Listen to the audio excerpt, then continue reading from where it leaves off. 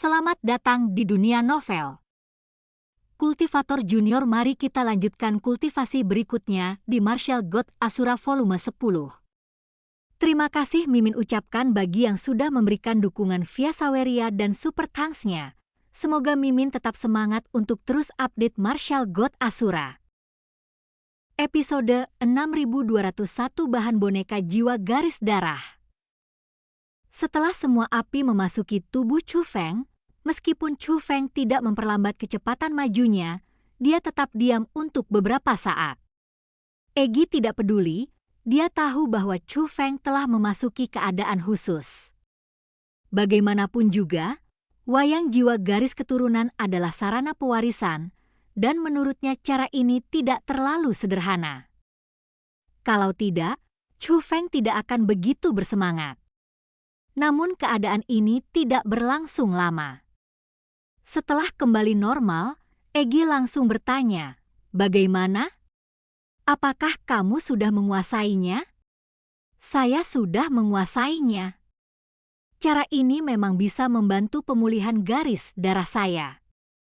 Hanya butuh waktu, tapi pasti akan jauh lebih cepat dari latihan normal saya. Apa yang hilang sekarang akan tergantikan cepat atau lambat. Tapi yang paling saya nantikan adalah bonekanya, yaitu yang disebut boneka jiwa garis keturunan. Hanya saja untuk menempa boneka jiwa garis keturunan, dibutuhkan bahan. Apakah kamu benar-benar menguasainya begitu cepat?" Sepertinya itu bukan metode yang mendalam. Egi menghela nafas. Bagaimanapun, metode pewarisan seringkali lebih sulit dan canggih untuk dikuasai. Tidak, menurutku metode ini tidak lemah. Biasanya ini sangat sulit untuk dipahami. Tetapi mungkin karena saya memiliki takdir pertemuan dengannya, jadi saya menguasainya dengan relatif cepat. Saat Chu Feng mengatakan ini, dia masih sedikit bangga. Seperti yang dia katakan, dia memang bisa merasakan kerumitan metode ini, tapi dia memahaminya dengan sangat mudah. Memintanya menjelaskan, dia tidak bisa memikirkan alasan lain selain takdir. Namun takdir adalah hal yang paling langka. "Lalu bahan apa yang kamu butuhkan?" Egi bertanya lagi. "Bahan yang sangat kuat. Bisakah kamu membangunnya jika kamu punya bahannya?" Egi bertanya. "Ya," jawab Chu Feng. Begitu Chu Feng mengatakan ini, wanita pembunuh yang diam-diam mengamati itu menggelengkan kepalanya.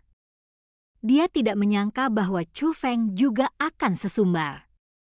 Bahkan jika Chu Feng dapat mengintegrasikan metode rahasia ini begitu cepat, masih membutuhkan waktu untuk memahaminya, dan juga membutuhkan jumlah waktu yang sama untuk mempraktikannya.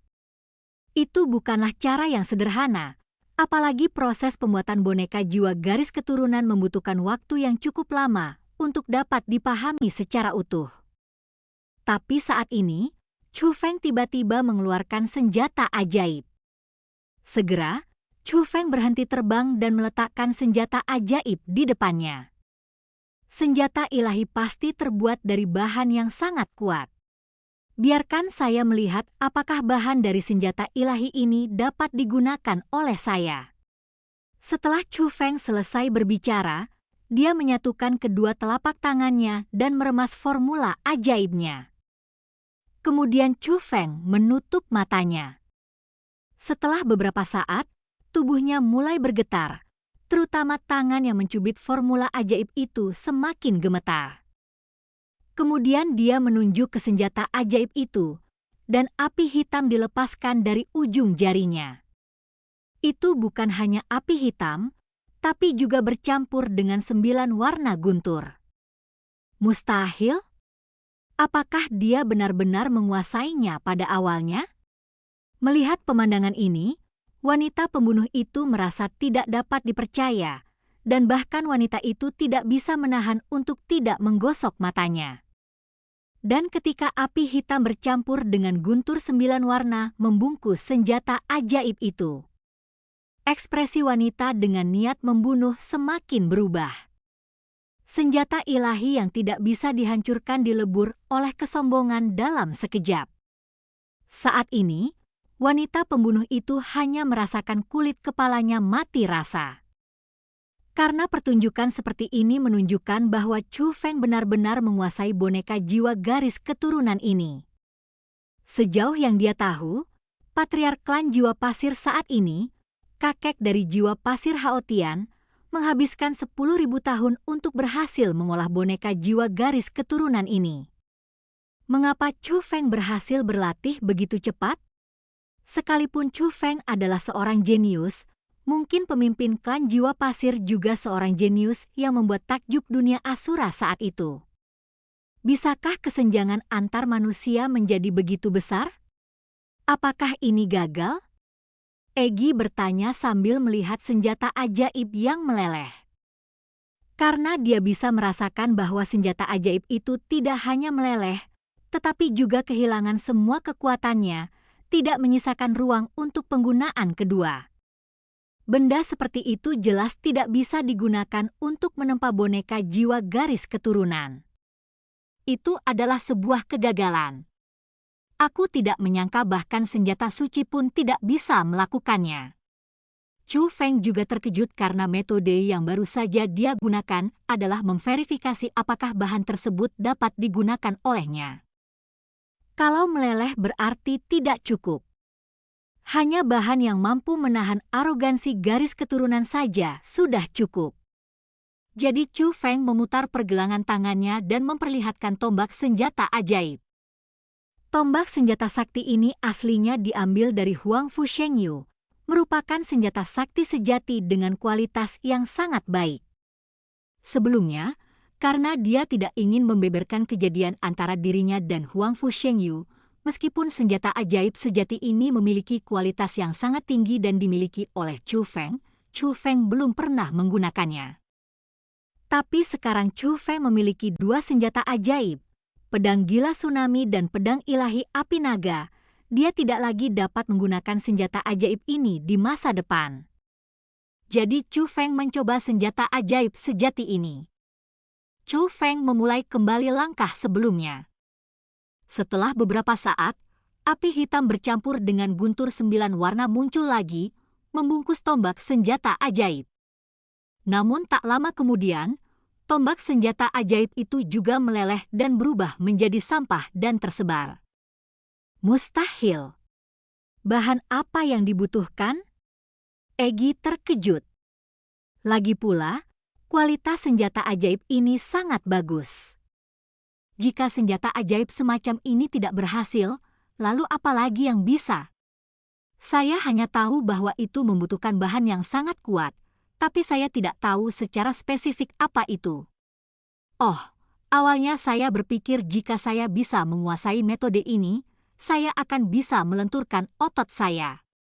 Melihatnya sekarang, aku terlalu banyak berpikir. Meski metode ini mudah dikuasai, materinya sulit ditemukan. Chu Feng sedikit tidak berdaya. Tapi melihat Chu Feng menghela nafas seperti ini, wanita pembunuh yang diam-diam mengamati tidak bisa menahan nafas. Jika klan jiwa pasir mendengarmu mengatakan itu, mereka mungkin akan marah. Apakah kamu tidak puas bahwa orang luar sepertimu telah menguasai teknik rahasia yang diturunkan oleh klan jiwa pasir dengan begitu mudah? Melihat ekspresi kecewa Chu Feng, Egi mendapat ide dan bertanya, Chu Feng, metodemu sangat kuat sehingga bisa melelehkan senjata dewa. Bisakah digunakan melawan praktisi seni bela diri? Tidak bisa. Tapi kalau kita bisa bersentuhan dengannya, itu malah bisa melelehkan senjata ajaib lawan. Tetapi untuk mengaktifkan metode ini, saya harus berkonsentrasi padanya, dan saya tidak akan bisa melakukannya tepat waktu selama pertempuran. Menurut apa yang dikatakan Chu Feng, selain untuk memperbaiki garis keturunan Chu Feng, cara ini hanya bisa digunakan untuk menempa boneka, tetapi tidak bisa dipalsukan tanpa bahannya. Jadi sekarang hanya bisa digunakan untuk memperbaiki garis keturunan. Namun bagi Chu Feng, kekuatan tempurnya rusak dan keterampilan garis keturunannya tidak dapat digunakan. maka memperbaiki garis keturunan adalah hal terbesar saat ini. Jadi Chu Feng menghiburnya, mampu memperbaiki garis keturunan Anda sudah sangat kuat.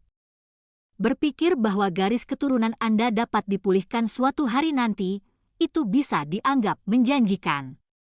Untuk bahannya, cari saja pelan-pelan dan akhirnya kamu akan menemukannya. Yah, apa yang dikatakan Ratu memang benar. Chow Feng juga tersenyum dan mengangguk. Sebenarnya dia hanya ingin mencobanya. Meski senjata ajaibnya kurang bagus, dia memang sedikit kecewa. Tapi seperti yang dikatakan Egy, alangkah baiknya jika dia bisa memperbaiki garis keturunannya. Oke, aku lelah. Aku akan kembali. Aku tidak akan terbang bersamamu lagi. Alasan Egy mengatakan hal tersebut adalah karena Egy masih tidak suka berhubungan dengan terlalu banyak orang. Dan sekarang kita sudah sangat dekat dengan pintu masuk laut pembunuhan abadi. Chu Feng mengerti maksud Egy dan segera membuka gerbang roh dunia. Ketika Egy memasuki ruang roh dunia, dia berjalan menuju pedang Asura dengan tangan kecil di belakang punggungnya dan tersenyum, dan dengan ringan mengetuk pedang Asura. Pedang Asura, kamu tampil bagus kali ini.